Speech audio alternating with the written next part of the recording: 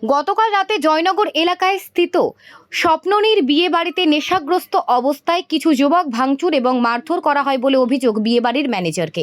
জানা যায় হঠাৎ করে বিদ্যুৎ চলে যাওয়ার পর কিছু নেশাগ্রস্ত যুবক উত্তেজিত হয়ে পড়ে, তারপরে লঙ্কাকাণ্ড। পরে ঘটনাস্থলে ছুটে আসে পশ্চিম থানার বিশাল পুলিশ বাহিনী এবং পরিস্থিতি নিয়ন্ত্রণে আনেন। যদিও কারুর পক্ষ থেকে এখনো অবধি থানাতে কোনো অভিযোগ করা হয়নি। একটা ফোন আসে আমার কাছে যে এখানে একটা বিয়ে বাড়িতে একটা ছোটো মোটো একটা ঝামেলা হয়েছে, যে বিয়ের পক্ষ এবং এই বিয়ে বাড়ির মালিক পক্ষের মধ্যে ছোটো মোটো একটা মতানৈক্যের কারণে কিছু মতবিরোধ চলছিল। তো পুলিশ ইন্টারভেনশনের জন্য রিকোয়েস্ট করলো। অ্যাকর্ডিংলি আমি স্টাফ নিয়ে আসলাম এবং কথা বললাম। বর্তমানে দুপক্ষের সঙ্গে কথা বলে সুস্থ সমাধান হয়ে গেছে। এখন সব কিছু ঠিকঠাক আছে এবং বিয়ের কাজকর্ম ঠিকঠাকভাবে চলছে। মানে সমস্যাটা কি হয়েছিল? কিছু কারেন্ট চলে যাওয়াতে এবং কিছু একটা জিনিস কলা গাছ নাকি প্রোভাইড করার কথা ছিল আর কি, এটা আনা হয়নি। তো ভুলবশত এটা হয়ে গেছে।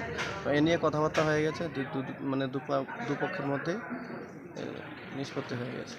বিয়েবাড়ির মানে পক্ষ থেকে একটা অভিযোগ যে বিদ্যুৎ পরিষেবা নেই, যেহেতু এইটা বিয়েবাড়ি, সেই জায়গার মধ্যে বিদ্যুৎ না থাকাকালীন মানে বিকল্প জেনারেটরের ব্যবস্থা করা মানে দরকার। সেই জায়গার মধ্যে কি জেনারেটরের ব্যবস্থা করা হয়েছিল?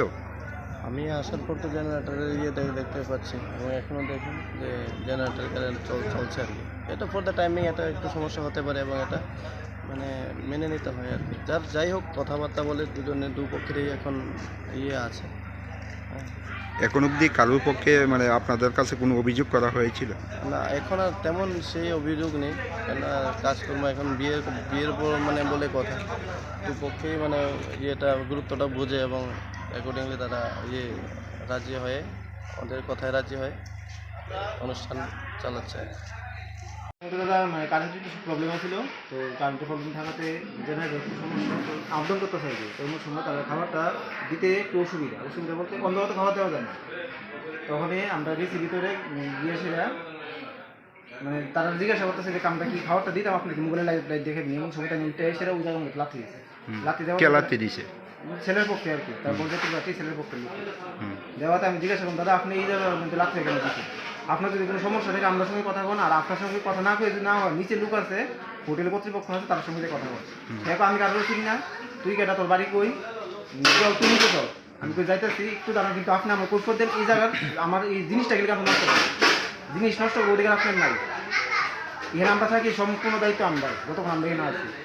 এরপরে আমাদের দৌড়লো কলাটলা দৌড়ে সে লেগে চলেছে। তারপরে নিচে কি আমরা পোলাপেন কয়েকজন গেছি, গিয়ে দাদা খবর দিচ্ছি, দাদা আইছে। আজকে এই বিয়ের বাড়ির মধ্যে মানে কিসের আয়োজন চলতেছে? মেয়ের বিয়ে মানে পার্টিটা কোন জায়গার? পার্টিটা কালীপুর, বটবকুল কালীপুর। আচ্ছা, মানে মেয়ের বাড়ি, ছেলের বাড়ি বটবকুল কালী, মেয়ের বাড়ি কোথায় জানেন? মানে আজকে দুইটা অনুষ্ঠান চলতেছে না, মেয়ের বাড়ির প্রোগ্রামটা চলতেছে। আর যেই উচ্ছৃঙ্খল এটা কি বিয়ে চলতেছে না বৌবার চলতেছে? বিয়ে চলতেছে। আচ্ছা, তো আপনি মানে আপনার সঙ্গে কি সমস্যা হয়েছিল? সমস্যা ওইটাই তো, এইটা নিয়েই তো, মানে লাঠিটা কেন দিল ওই জায়গার মধ্যে, এইটা নিয়ে সমস্যা। এইটা কোয়াতেই মানে আমার সঙ্গে আমার সব স্টাফ গেছে আমার সঙ্গে, তারার সঙ্গে আবার মানে চোখ রাঙে দাঁড়াবে, তারার সামনে আবার আইতেছে, তারা গেলে তারা দূরত্ব হইতেছে।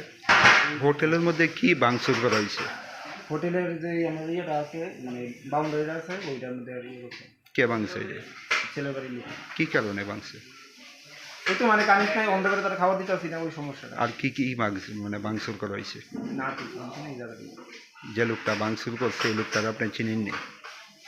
না এমনি। আপনি হোটেলে কি দায়িত্বে আছে? আমি ক্যাটারিং এর দায়িত্ব, ক্যাটারিং বা এভরিথিং সব দায়িত্বই আছে। আপনার নামটা কি? এখন অবধি মানে এই ঘটনার পর মানে পুলিশে জানাইছেন আপনারা? পুলিশ আইসে দেখুন কে আমরা মানে হোটেল পক্ষ থেকে জানাইছে না, তারা জানাইছি আমি নিজে গেছি না, তখন লোক ছিল আমি ওই জায়গাটা। এখন অবধি এই ঘটনার সঙ্গে জড়িত কাউকে পুলিশে আটক করছেন?